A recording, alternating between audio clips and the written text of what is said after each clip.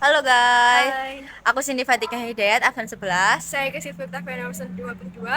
Di sini kita akan melahirkan jurnal pertumbuhan hasil tanaman terong dengan pemberian dosis. Pupuk cair dan sabut kelapa.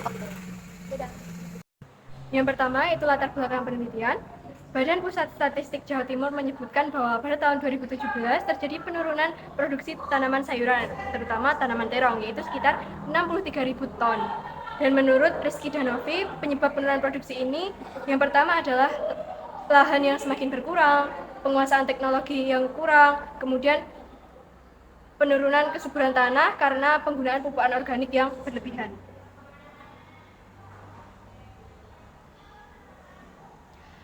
Salah satu usaha yang dapat dilakukan adalah dengan penggunaan bahan organik. Pranata 2010 menyatakan bahwa untuk memperbaiki kesuburan tanah adalah dengan menggunakan pupuk organik agar sifat fisik, kimia, dan biologis tanah dapat diperbaiki. Di kota Pasuruan banyak dijumpai limbah sabut. Jumlah ini semakin meningkat dengan permintaan masyarakat pada kelapa yang semakin bertambah. Dan jika pertumbuhan tertimbun terlalu lama akan dapat menyebabkan penyakit dan mencemari lingkungan. Untuk mengatasinya dapat dilakukan dengan melakukan pengolahan limbah sabut kelapa menjadi pupuk organik cair. Pengertian tanaman terong. Tanaman terong merupakan sayuran yang mengandung gizi yang cukup tinggi, terutama vitamin A dan fosfor, dan mempunyai rasa yang enak. Penelitian dilaksanakan Desa Krapyaikorjo, Kelurahan Gidinagrojo, Kecamatan Gidinggroarjo, Kota Pasuruan dengan pH 7,3 dan rata-rata curah hujan 1000 sampai 1500 mm per tahun pada ketinggian 5 meter DPL pada bulan Maret sampai Agustus 2020. Bahan yang digunakan adalah benih terong hijau, Varientas, Hitavi, F1, sabut kelapa, EM4, Melose, urea, ZA, SPA36, KCI, arang sekam dan pakis. Sedangkan alat yang digunakan timba, gayung, alat pembuat POC atau bak tertutup, drum, timba, neraca, digital, gelas, ukuran atau alat pengaduk, alat pengamat, penggaris, alat tulis, jangka sarong. Dan alat pertanian pendukung, cangkul, cetok, neraca analitik, dan oven.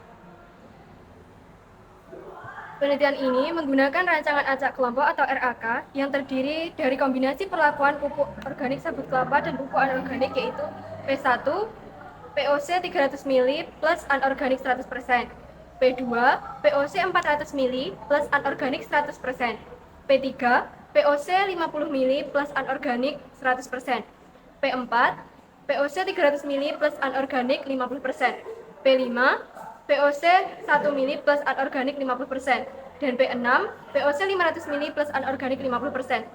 Masing-masing kombinasi diulang sebanyak 4 kali. Hasil yang ini diteliti: 1. Luas daun, 2. Laju asimilasi bersih, 3. Indeks luas daun, 4. Laju pertumbuhan tanaman. Contoh gambar. Yang pertama yaitu luas daun. Pada tabel 1 menunjukkan perlakuan dosis POC sabut kelapa 500 ml plus anorganik 50% menunjukkan hasil yang lebih tinggi pada semua umur pengamatan. Hal ini dikarenakan POC sabut kelapa dengan kombinasi pupuk anorganik 50% menyediakan hara yang lebih baik dibandingkan perlakuan lain yang menunjang pertumbuhan luas daun. Laju asimilasi bersih. Yang kedua, pada tabel 4, perlakuan dosis POC sabut kelapa 500 ml plus anorganik 50% menghasilkan laju asimilasi bersih yang lebih tinggi. Hal ini disebabkan luas daun yang tinggi semakin tinggi luas daun, namun nilai indeks luas daun lebih kecil 1, menyebabkan kemampuan tanaman untuk berfotosintesis semakin tinggi, sehingga menghasilkan indeks luas daun, bobot kering, dan laju asimilasi yang tinggi pula. Yang ketiga yaitu indeks luas daun. Indeks luas daun yang tertinggi terdapat pada perlakuan POC sabut kelapa 500 ml plus 50% pupuk anorganik. Pada semua umur pengataan dikarenakan luas daun yang semakin tinggi akan menyebabkan indeks daun yang luas pula. Jadi yang keempat, Laju pertumbuhan tanaman, perlakuan dosis pupuk organik cair sabut kelapa 500 ml plus anorganik 50%, menunjukkan hasil tertinggi pada semua umur pengamatan pada tabel kelima.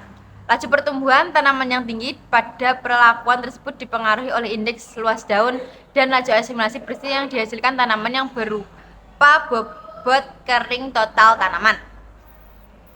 Dari semua paparan tadi dapat disimpulkan bahwa berdasarkan hasil penelitian dampak pemberian POC sabut kelapa berpengaruh terhadap pertumbuhan dan hasil tanaman terong hijau. Dosis POC sabut kelapa 500 ml plus anorganik 50% memberikan hasil lebih tinggi pada komponen pertumbuhan. Analisis pertumbuhan dan komponen hasil tanaman terong hijau dengan dosis POC sabut kelapa 500 ml plus anorganik 50% menghasilkan bobot segar petak kurang dari 1 sebesar 93,41 kg dan bobot segar hektar sebesar 71,74 ton lebih tinggi dibandingkan dengan perlakuan yang lain. Sekian presentasi dari kita berdua, kurang lebihnya kita mohon maaf. Wassalamualaikum warahmatullahi wabarakatuh. Salam, dadah. Dadah.